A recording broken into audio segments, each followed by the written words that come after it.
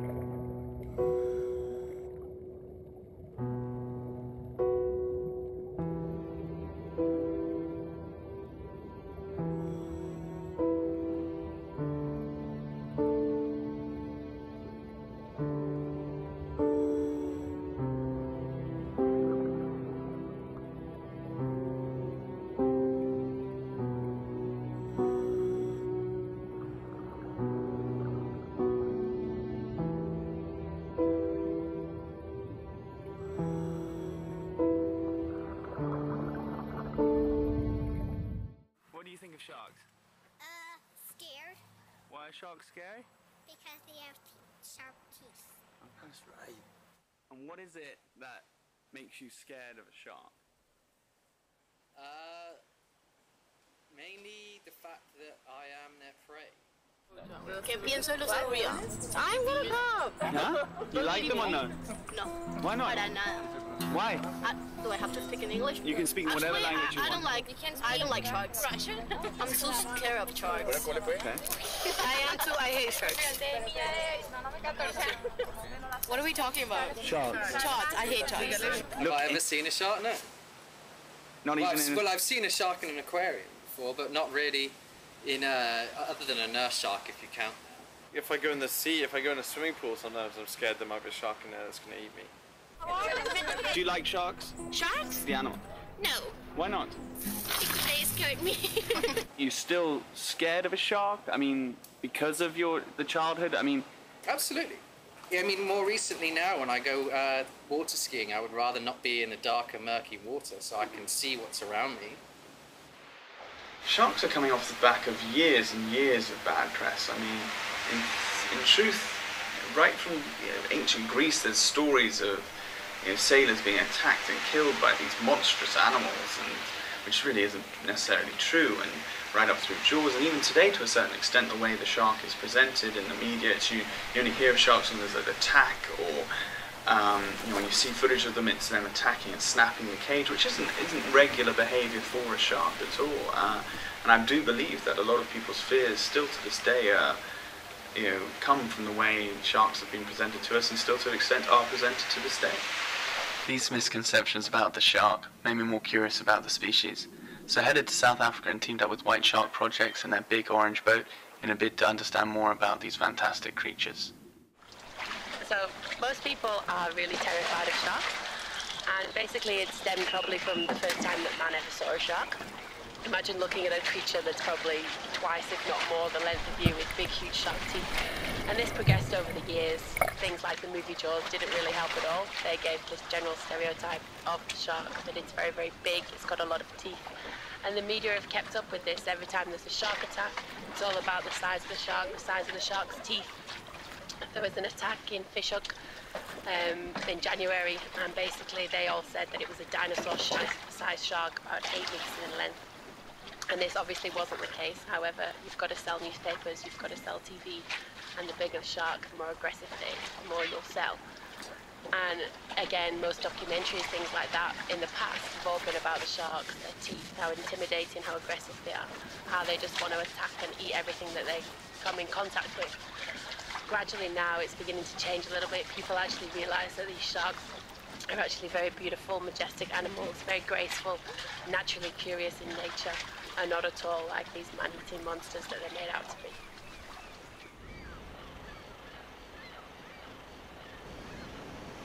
As you can see, it's another beautiful sunrise here in Hans Bay, the capital place for white sharks in the entire world.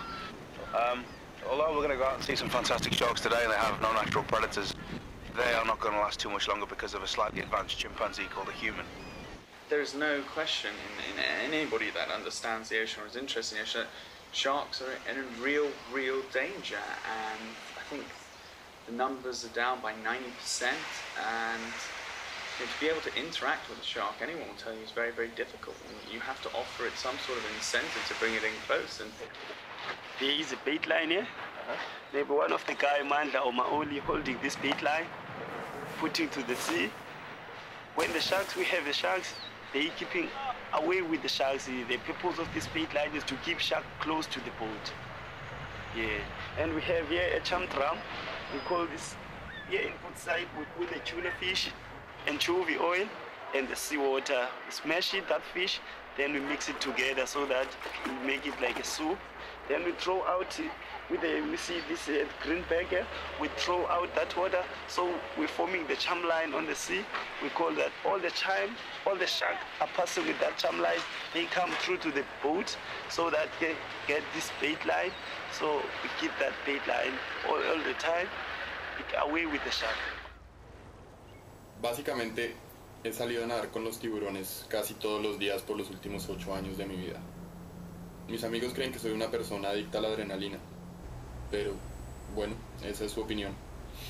Cuando estoy allá afuera con los tiburones, estoy siempre en un permanente estado de perplejidad debido a la majestuosidad de estos animales.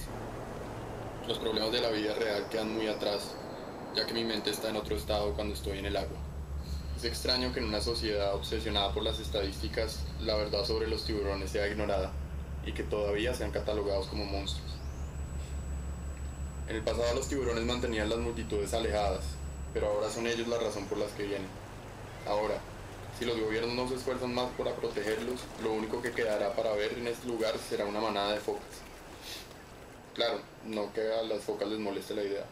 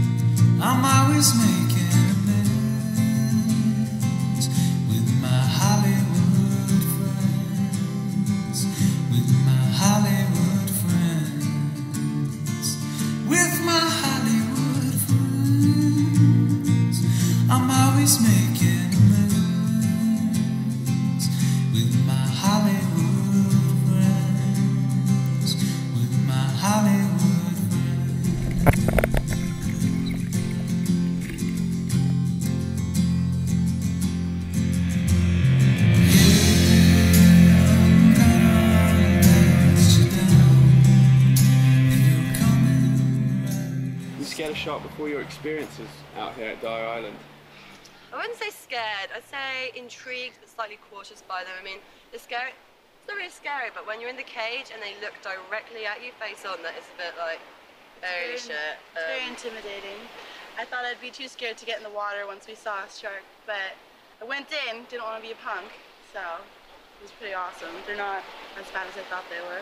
Everyone makes them out to be these horrible monsters, but they're not. They're just really docile, actually. Really docile. They just come in, swim around the boat. The odd day that we get one that comes, like, you know, has a nibble at the cage is actually really rare and really exciting to see. Yeah. But I it's guess not in his incentive to nibble at the cage. I mean, they're just curious. So. That's They all don't they exactly are. like the taste of humans. No, So. they're just curious creatures who everyone is just scared of because of Jaws. Yeah. And it's a real shame because there's only about 5,000 of them left in the world. We need more. Yeah, we need more. They need to be breeding size. Do sharks want to eat people? No, actually, if they see people in the water, they didn't know it's people, actually. They know there's something who's going to swim there, that they see people as in what do you call a seal? They see people sometimes as seals. Oh, okay. As an, I don't know, an animal or something. Yeah. So they don't want to eat people? No, actually, most of the people lose his leg or his arm or so. He never comes back and eat the people. You see? I mean, there have been a slight increase in the number of incidents that are taking place, but statistically you're still talking each year between 75 to like 115 attacks worldwide. In terms of deaths, it's somewhere between 5 to 15 each year attributed to shark attack. Now, to put that into context, coconuts kill around 200 people on average a year. No one's scared of coconuts, so why would you be scared of sharks? Also, if you go for a swim or a snorkel or a dive or surfing, you never think to yourself, oh God, today I might drown. But on average, according to the World Health Organization, around 280,000 people each year drown on average whilst taking part in recreational activities at sea. So statistically, there are a lot of things you should be worrying about more than shark attack. The issue you have is, in terms of recreation, there's a conflict. Where people want to go and undertake recreation is just by the breakers. So if you're a swimmer, you don't want to swim with waves breaking over your head, so you just go past them a little bit. If you're a surfer, you'll sit behind there waiting for your set to catch and go through. The reason why that break zone is there is either because of a sandbar or because of a reef system. And that's where the vast majority of shark species will patrol naturally looking for food. So you have a lot of times when you've got humans and sharks in very close proximation to each other. But the fact of the matter is that sharks do not want to attack us. They have no interest in us. They did not evolve to have humans in their food web. We taste terrible to them. If you look at sort of deaths based around the world, you can get hit by a coconut. Defective chairs are killing over 700 people a year. Problematic toasters killing 600. Mosquitoes are killing over 2 million people a year. So looking at the factual side of sharks, there is most certainly there's negative process, negative connotation about sharks. But I think the Discovery Channel has done some incredible things with Shark Week. People are becoming familiar with these sharks. Professionals, scientists are swimming with them, and they're showing that that there's most certainly a falsity. And I think the interaction side is great. I don't know if we're going to get the population of the world, how many people are going to start swimming with these things, but the first step is, I think, to inform people about this. I would argue that a lot of people may have had an interaction with the shark without even seeing it, because they're actually inherently scared and want nothing to do with people. They're a very shy animal, and they have a tough time in this world, and I think people misunderstand that, really. The majority of the white sharks that we work with in this area now are anywhere between 2 to 3 meters in length, which are very impressive for people to see, but they're actually still very young juvenile white sharks. 10 years ago, the average size shark they were working with here was between 4 and 4.5 meters. Now if we see one 3.5, we're very lucky. So basically, within a very short space of time, the large sharks we've been seeing, they've all been fished out for their jaws. And you're looking at the fact that a large adult-sized white shark jaw can go on sale and reach anything up to $100,000 US just for one. And obviously, it's all your trophy hunters that are looking for the jaws to go on their wall. Now, if you take into account that a female white shark, in order for her to breed, she needs to be around 5 meters in length, and a male slightly smaller, but still around 4 meters in length. So by taking out the larger sharks, they actually take out the breeding stock of the white shark. And there's several people who say that unless we do something about the trade in these animals, in years to come, we're probably not even going to have any more white sharks out there in the ocean. The finning trade as well has had a huge impact on the shark population. Not just your white sharks, but several other species of shark. Some of them have declined by almost 90% because of the finning trade. So, what do you think about the finning trade? Absolutely disgusting. Really scary. 100 million to 300 million sharks, depending on what source you're getting it from. It's hard to determine the number of sharks dying each year. But when you rip, you know, a certain section of the ocean out, you're going to have problems. It's going to be very tough to reverse this. But with China, Japan, there's a thought process that by eating things endangered, or the fact that sharks cannot become cancerous or cannot get cancer, that it's going to resolve their problems, their ailments, which it's going to be hard to correct. It may be generation, 2 generations. It's scary. It's very scary. Basically consists of a lot of long-lining boats, mainly sent from China, and the boats themselves throw out big, huge nets and catch whatever they can. They're not fussy, as long as it's got a fin and it's a shark, and they can use it in their shark fin soup. In the past, the process has involved taking the shark out of the water, slashing off its fins, throwing the rest of the shark into the water. It involves a lot of blood, a lot of gore, and the shark in a lot of pain. They drop down to the bottom of the ocean and they die. Do you feel, you know, there would be any difference if finning was happening with, say, penguins or something? Oh yeah. I mean, I can imagine what would happen around the world if penguins were being brutally, you know, killed, or, you know, if they were being eradicated for whatever reason. The world would step up, and there's the problem. It's eliminated. Does it make you sad that people kill sharks? Oh, my friend, I'm very, this is unfair. People, they do kill the sharks every day. They do millions of sharks. They died because of people. It's very, very unfair. It's not a good thing that people, they do killing the sharks. They estimate that around 100 million sharks are taken and killed every year. However, it's probably more like 200 million. So 200 million sharks every single year being taken out for their fins. It's a pretty horrific process, and it's a pretty horrific process for the ocean itself. Sharks are on a rapid decline. And basically it's like out of sight, out of mind. People don't see it. People don't think about it. What we need to do is make sure that they're fully aware of what goes on, and hopefully we can stop this barbaric process. If this practice was being done with dolphins, little cute flippers, this would have stopped overnight. But because it's sharks, and because that word instills fear in people, people are happy just to turn a blind eye to it.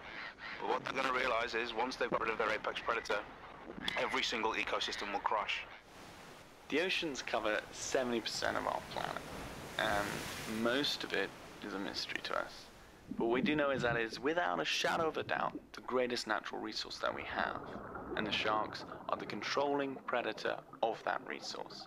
And evidence would suggest that by removing sharks, and killing sharks, we're killing the oceans, and in turn, may well end up killing ourselves. What would you like to see be done to protect the sharks? I would like to see them give a lot more money and funding into white sharks research and things like that, so we can find out more about the animals, because the more you know about them, the more you can tell to the general public. Therefore, you're going to get more support behind you to actually start protecting the animals, which is why it works bringing people out to come and see the sharks, because they actually get to see them for themselves and actually realise that they're not these man-eating monsters. They're actually very beautiful, and we can tell them then, you know, how amazing they are and that they do need to be in the ocean.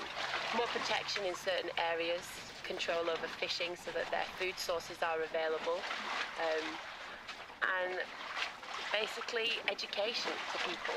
I think that's the most important thing. The more people know about the sharks and understand about them, the more people will actually be willing to save them, so to speak. Stop the finning trade, stop buying shark jaws, stop buying white shark teeth that you want to hang around your neck, go for the fossilized teeth, things like that. Bravo. What would you like to see to be done to protect the oceans and sharks? Ultimately, the procedures that need to happen. Less than 1% of the ocean is protected. The governments need to step up, and they need to put procedures in place to protect sharks. In order to do that, the governments need some form of motivation. Scientists have been here, they've been informing us. Discovery Channel has been educating us. Nothing is being done. We need people like you and I, everyone else, to encourage the governments to do something. The one thing you have to remember is that they've been here for millions of years. It's their ocean, not ours. If we want to go into it and enjoy it, we just have to accept that there and we have to live in harmony with them. Friend, what do you think of sharks? No, sharks are good. Yeah? They're very good. I like them. You like sharks? Well, I do like them. They're my close friends. We always meet each day. You like them when you're on the boat?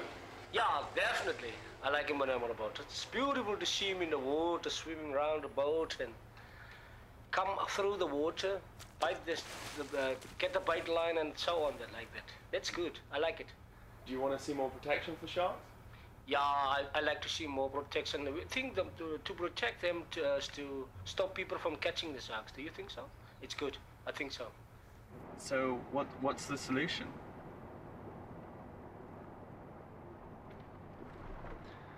We stop.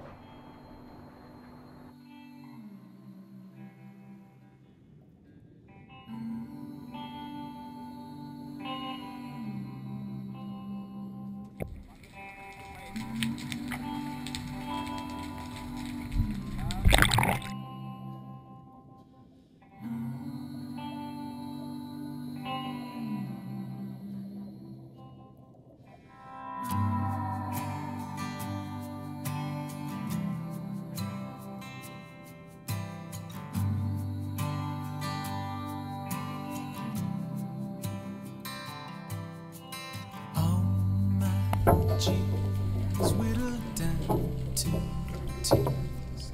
Live up to news whittled